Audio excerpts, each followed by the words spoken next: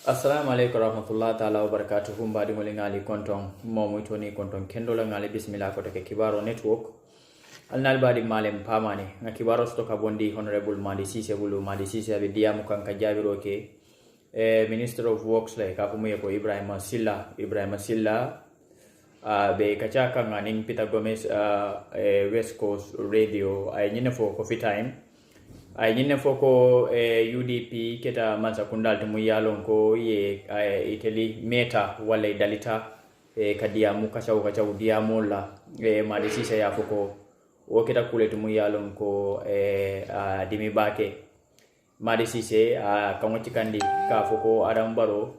keta la mansa kundal to muyalon ko tapale mansa kundalen bawo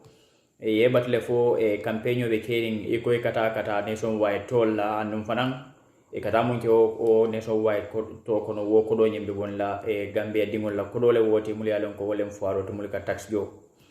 Madi Ceesay abe tandiro kala kadiamo Ebriama Sillah ka fay ko mansakunda mu yalon ka be doko ke kan wo mu mansakunda no ringol ti anu mansakunda tolni wole ka foko mansakunda mu yalon ko manfello nama geta pale yalti anim politiko mu yalon ko kamulu nene anin kabuli ya ko politiko kono wo mu mansakunda mu yalon ko wole long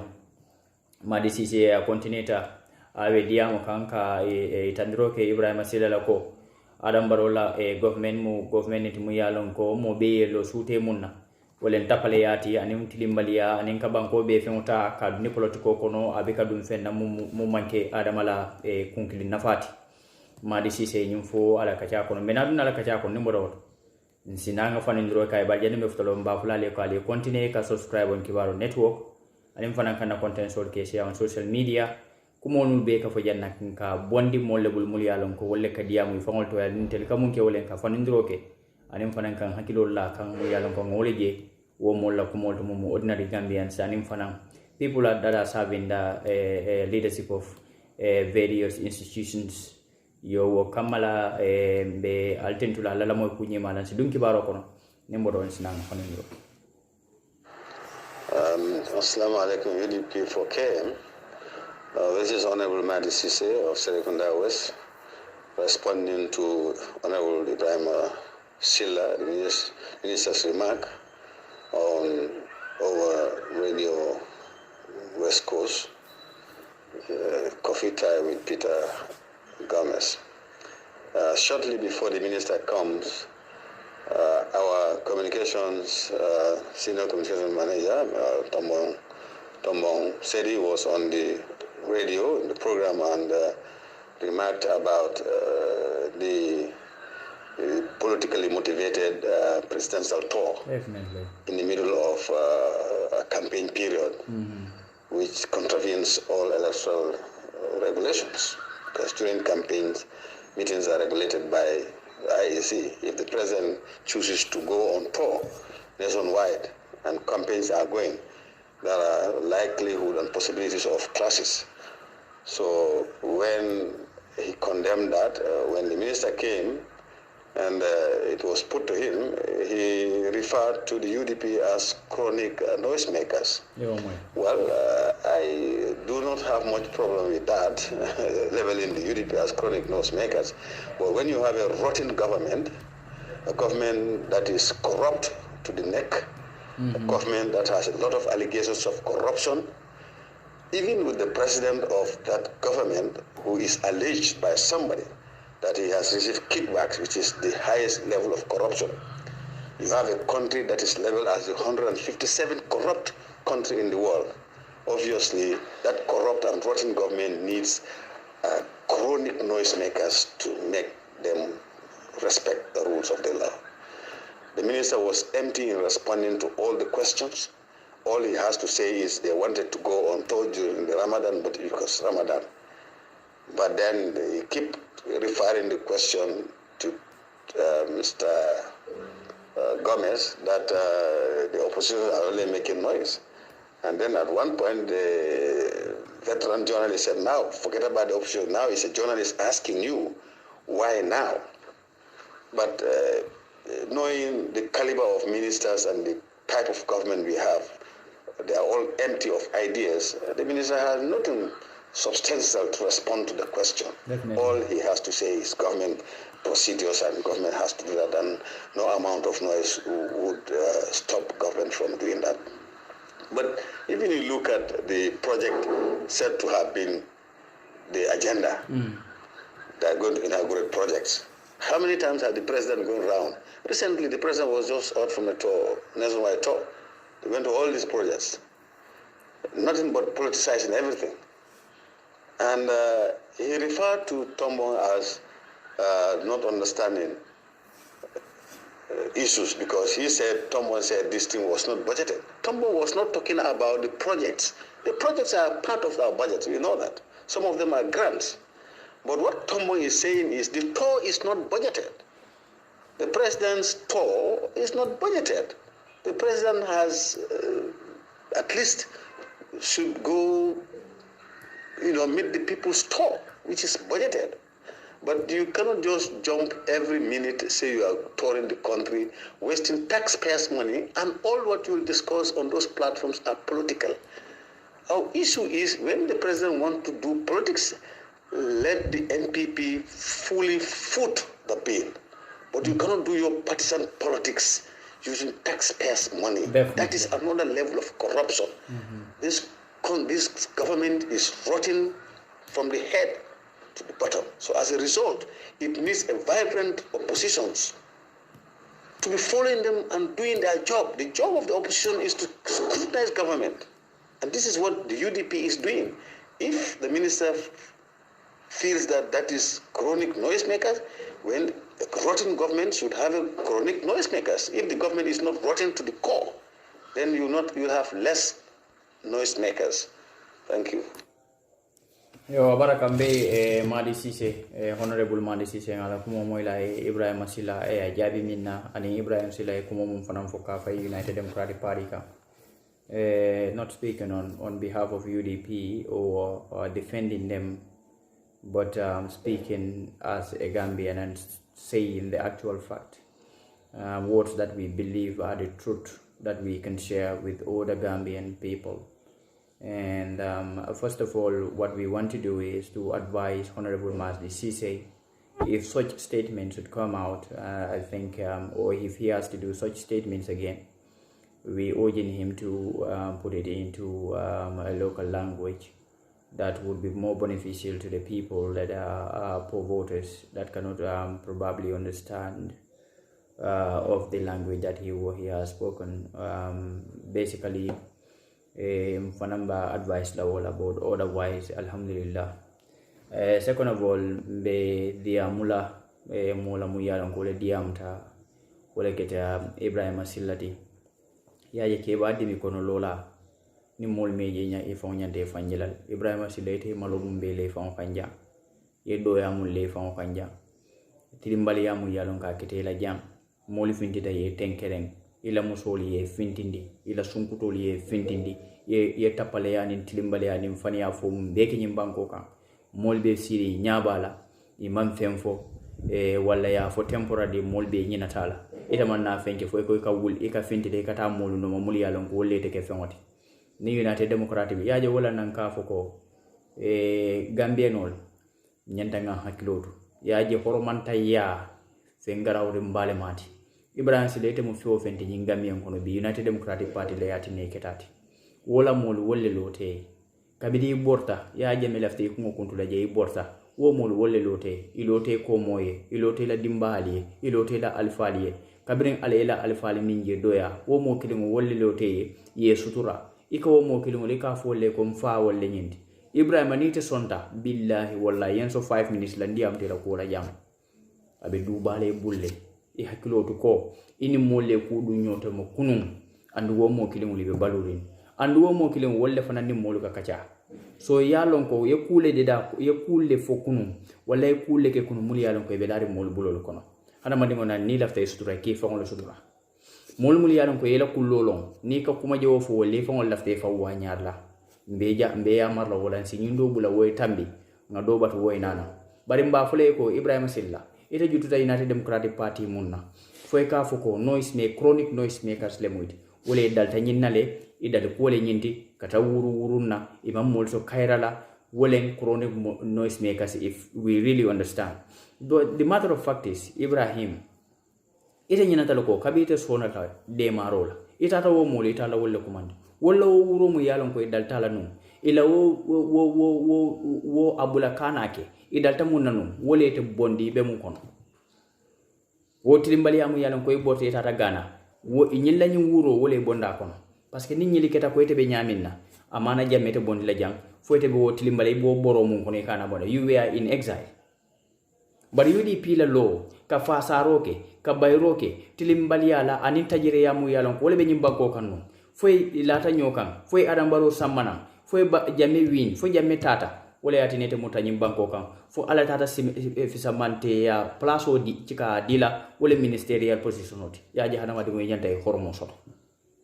Ebriama Sillah hormo soto e hormo mol wolle be United Democratic Party mol mul yalon koy laftela wolle be United Democratic Party wolte kumo mum fole kane nyaata li ko fay United Democratic Party ka parce que tata sate to e mo be nen e ka fo alkalo dati ye Ibrahima ali kutu kuye nyimu dunia quality bi ka ketene sama ikana kiati oje jallo fo manke jam minister bile saloda manke jam president alama alay ne manin kafar kay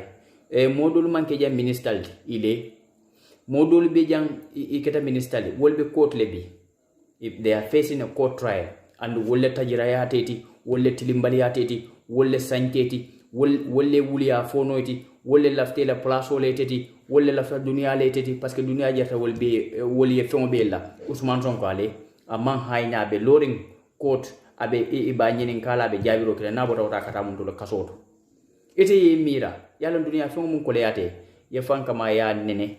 yena ke fuwaroti wo ko le ya batale mobe yalla ko fem kolen bari ni wo mandang fo ye bondi woto ye samba kasoto wole ma jawmati Ibrahima lalong muni al CEO official to alalon fana aldan dula mun muneti alalon alka kumo mun fo alkana kumo fo mole muli alon ko sama alla batale beta taraje you don't take the majority alke ke fufulete albike ke fenti ida be nyim privilege mun be ko no United Democratic Party wole adila United Democratic Party la horomo wole adila hana mankete te momum fo yalon ko itebe albe be nyu alla nyi kabulu mu yalon ka be loring UDP la telbe ke fenti altel mu bebe lo mobi ka funkula nyi Gambian kono munta bidal telti mote kere mu yalon ka bika diamu num ni bulta num gana isi la suitcase o cika isi mo be kumandi tubab du mu mebe kon ka bondi Holland kata Germany kata Sweden kata Norway kata Angleterre isi mo be kumandi so manda isi friendship bill ini moltem those are the majority 95% of those people be ni kumandi bike dango in fact because you don't even have their contacts anymore and wolle te bondi be kalam koleya mon kono non kabiri be lodu wo koleya kono wo mari wollo te fele Ibrahim wota li fonyo ka United Democratic Party ta ka ke fendingoti ka doya mo li nyakoto parce que alte lafta place olla nalta li ale fangol lonnu albeta da barola government alte mo nenna alte kuma fula moli albe do ko kela nal pareta ni mol mul yalon ko e alla do ko kola mol mul yale benasila ni wol fanan be kayro sotola bala Allah hakilo lo doya Allah la baliya alala Allah fallom baliya almalo munebe caring nyinne atina nim government e altel mulu katara sable majority of altel mo sifal nim government boyta dron ise bulal tel be kilin noma parce que alka tinyaro mun keje parce que alka tajiri ya mun keje ka banko la fe mo sunya ite be lori ite mam fenke Ibrahima ime mira fenna banko dingo be yalon ko adam baro kanyim findo mun ke kilin aka banko la fe mo leta banko dingo la fe taxpayers wollem fuwarol ka joro munke wo fuwarol nim fanka mal ka joro munke pour mu yalon ko banko ba fanna fala banko be billa wo kono adam baro ko woleta aya samba aya ke politikoti ifon yalon ka kata politikol in addition akata gambe dingol le deceiver nyaadi la parce que campaign mol kana do wole kono nim president be campaign kono UDP nyanta tala dawdan nim president be tala woto be UDP la wota iba baylal ani molbe collaborate mul yalon ko tapale mo bal wolen IEC ibi katara fena fo tapale ya ni quartier fenka isi la quartier sunya ka mol mul beta ila nyim president ani returning officers wol mul yalon ko katara onda IEC ibe mo NPP supportality This I can guarantee you because the coalition centrale last presidential election. Mun keta je nga belong akatam fon ko le kan nka je fon le ka celebration oke andi ko wolle nyanta tilinantel da maltem say nim president o mum fo IEC ka lo fe aliou mo man jabe aliou mo man jabe malo mun ma ko wona feño fo mu me beti ntele nyim fali gambe dingol be nyim be haade aliou mo man jabe ten adun te jam wo malo na wuta so manda fa nyanta nyakura kata dumale fa kata santule bang wo fo mo wo fo lo because at his age it feño cikadon look let me tell you one thing aliou mo man jabe if he is well okay abetaka with his own conscience akemira fongwe ite mira biye alqur'ano cika ya karamol nyato pour ka eta ni molla ko ite mu dino dum keleti ilata dino la the following morning yenin binoji yemira hanamandi mu yana ko hakilo bebala andi kata alala ko wole te sindi ilata ko alada male manso to mu yalon ko wole da andu ni fata telebe fala ni tara fana telebe konti bola ni ala me dema be dunda la jahanna bole kono parce que kamun ki hadama dingol la look wote wo sifa kala alimu man jay kamunki so ya lone ko alimu man jay to nya ke bale nyinti al hakilo man ta wo nyama anymore equal ha let us use him adingol banya adingol nya bala adingol being so greedy imam pare fama e bondi wo place andi fongol ya lone ko fama te taro no la je ko tek if alimu man jay was my father I would have taken steps. Ngana ngai tandiro la ko lungu ibe la munto ibe banko di mol tora kan. Ibe la munto e kanye munke manya na kela. Bi ila saya wole sutia tele la balwoti. Mo bika soya saya sutia ndi mola tonya. Bari mbe alo ne de certain ages ni futa roto ila saya wole sutia tela ila balwoti. Nibo wo stage nindo ila family wole nyanta ye makoy because government be lole munga momu yalon koy ba use no la for them to achieve whatever their goal is. Wolenka karte sunya. Kamolso to muri yalon ko they will use them in the political activities wala election fenko nying saje ko itali lafta sunya ro mun kele si soksi no ko sunya ro. And ikanyine the same method ka will use on IEC. So IEC fana mampare aliu mo man jaye bondije. Ibe nyinta pale ya mun beke mabo aliu mo man jaye koma. But there are people muri yalon ko they are worse than aliu mo man jaye himself. Because wo malo mune be keri ya jete malo i malon koy malon bar mol muli yalon koy de ka ko ke wol malon koy malon wole ngambe dingolti alumo man jay malon mune be keri because ke ba kata wole nyim ke ba ko tole nying probably nana mama wol fongol be sidi ni wol yemum fire after 5 minutes ni anyene kar you cannot even remember anymore. So the government is taking advantage of him. The government is taking advantage of people muli yalon ko they are already corrupt mindset ibe minded people muliano ko wolle be IEC ni diamte ko mansa kundale mobi ka mansa agents mansa kundale mansa dunta janneto look alinga hakilotu be banko ba tamandi la nyamin alinga hakilotu nim banko be munekilan na banko ye nyim banko man solat fenna na manke banko dimoleti Ebriama Sillah wol nak billahi wallahi there is none of you people mulia lonko mbe bonda nyin ko dal man na julol jo alka banko don to julu jaw balela Barrow government telma we cannot even identify any competent person muya lonka bali kon when a single person muya lonko is competent nga foko nyinde to nyato nyanta jikino la nyindal mo alinga mo killing abdukare mulia lonko e kala moye mo killing tofo on their comments mfanan salon ko nyimu molet mu yalan ko mo kendole we can rely on that person pour sama kam but atodum fa olio ala minister ala advisor ko mo correct killing fo nyifa momu yalan ko correct kale do man din doron ka bondi advisors la kana fo ministers Barrow administration ikafo Ebriama Sillah ma hidi mo la ka fo mole ko abdiya mole be siala dron bar government betali fo Ebriama Sillah malon ko government wole Gambia dingolti our voice government should rely on Gambians we are to decide ntelle government sindi ntelle kete jo ite Ebriama Sillah ntelle ka Barrow jo ila boss we are the taxpayers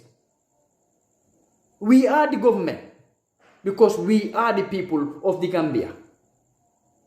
Ebriama cannot look, if you are talking, you use your senses. You don't allow this push and pull to happen between the population and the government. The population is the ownership, has the ownership of the government, because until the government sindi, until we decide who should lead the country, until we decide who should be there, until we are the eyes and ears of everything in the Gambia.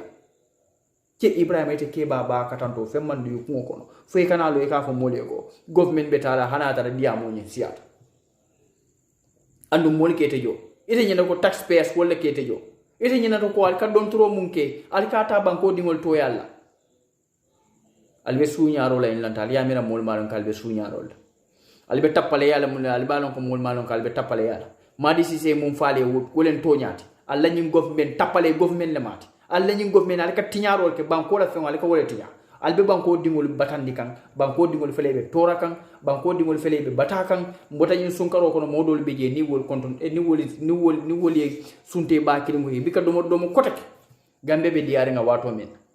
soso domo yemul kotake soso domo e banano la ka nim pomol français ka fo mo dizer ni pareta ko de ta fo 12 fol ma fani ye konkon ye kuni ye na e domoro ki wole la simonte ni pareta wo ye suro domo kotake ban nim momu yo han Ebriama Sillah te fa mo wono Gambia kotake,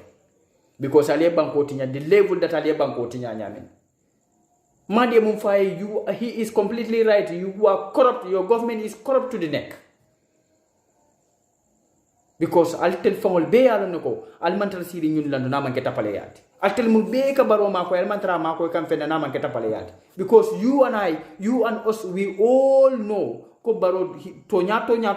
amalo government kata abet science nyim abetama ka nyami na fanga te fang malo amanke fente mu yalon ko incompetence mu yalon ka baltil abat altel damal tem ali amira ko mansa kunda nyaton kaya mu muneti tapale ya kabula wande musol noma katara sunkutindi ngol noma